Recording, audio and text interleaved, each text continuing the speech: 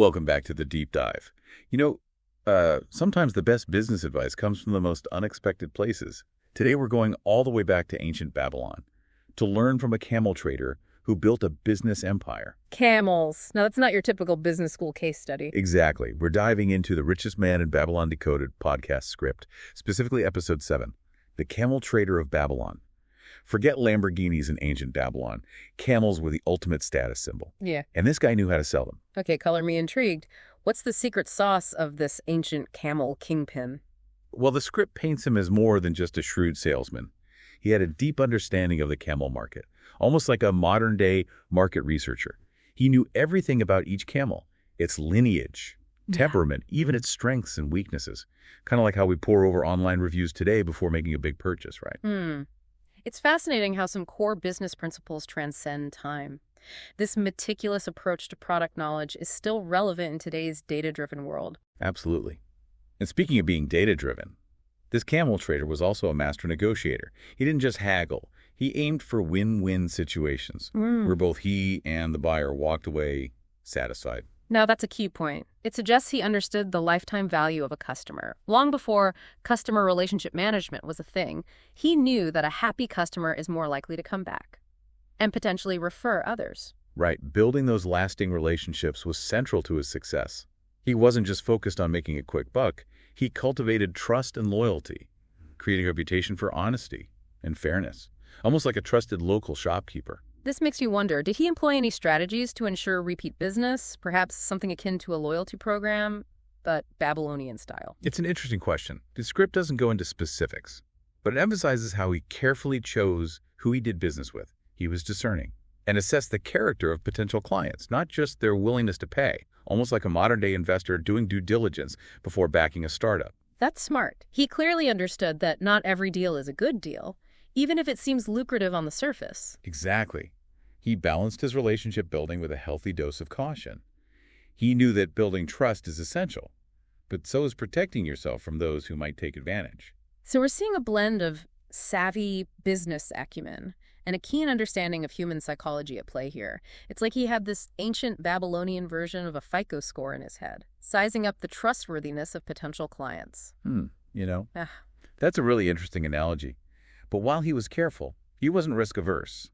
The script mentions a situation where he took a calculated gamble on a new trade route, even though it was considered dangerous at the time. So he wasn't afraid to step outside his comfort zone when the potential reward justified the risk. Exactly. It reminds me of modern-day entrepreneurs who disrupt industries by venturing into uncharted territory. They weigh the risks and potential rewards, and they're not afraid to make bold moves. Speaking of bold moves, the script also highlights how this camel trader wasn't just reacting to the market. He was actively shaping it.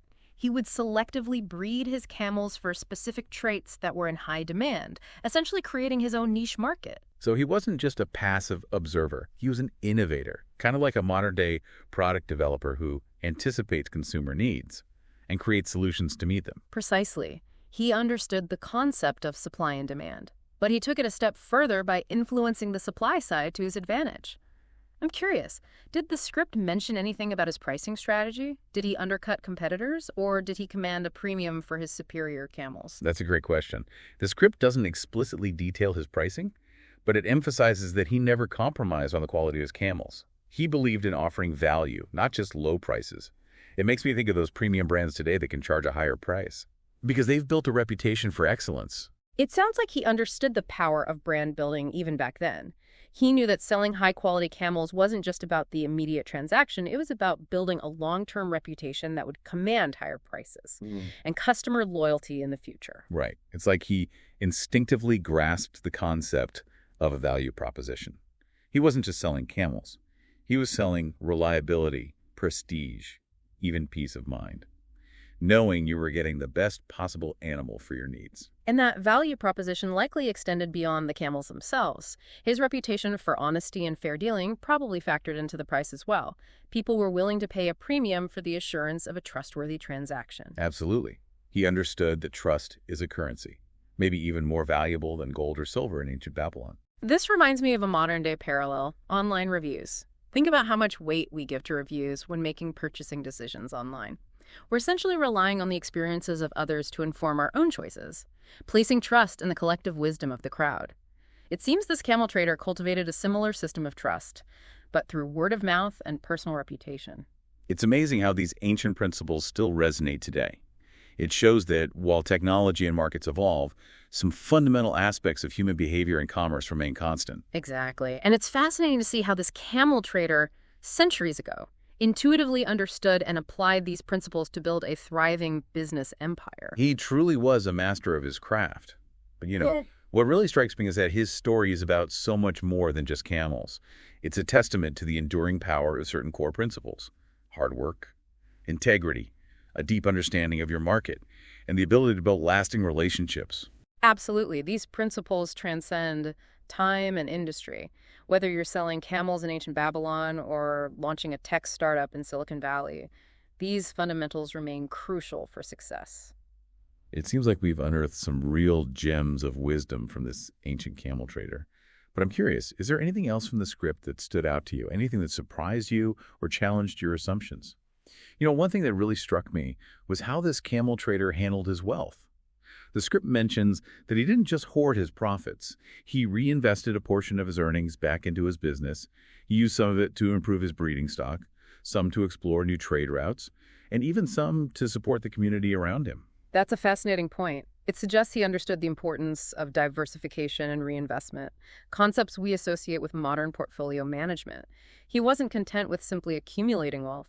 He wanted to grow his business and create a positive impact on his surroundings. Exactly. It's like he intuitively understood that true wealth isn't just about how much you have, it's about how you use it to create a better future, both for yourself and for others. It also speaks to his long-term vision. He wasn't just thinking about the next deal. He was thinking about the sustainability of his business and its role in the community. This reminds me of modern-day concepts like conscious capitalism and social impact investing.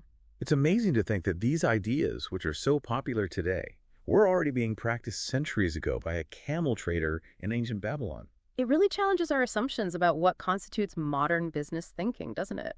It suggests that these fundamental principles of ethical and sustainable business practices are not new inventions. They're deeply rooted in human history. Absolutely. So if we were to distill this camel trader's wisdom into some key takeaways for our listeners today, what would you say are the most important lessons we can learn from him? Well, I think there are several. First, master your craft. Just like the camel trader knew everything about his camels, you need to have a deep understanding of your product, your service, your industry, and your market. Second, build genuine relationships. Trust and loyalty are the foundations of any successful business. Cultivate those relationships with your customers, your colleagues, your suppliers, and your community.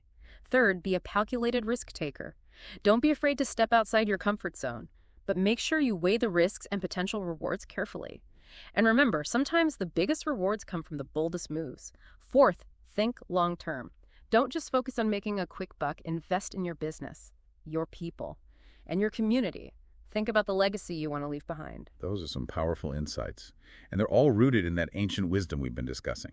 It's a reminder that while the world has changed dramatically over the centuries, some fundamental principles of human nature and commerce remain constant. I think that's a perfect note to end on. We've journeyed back in time to ancient Babylon and uncovered some timeless wisdom from a camel trader who built a business empire.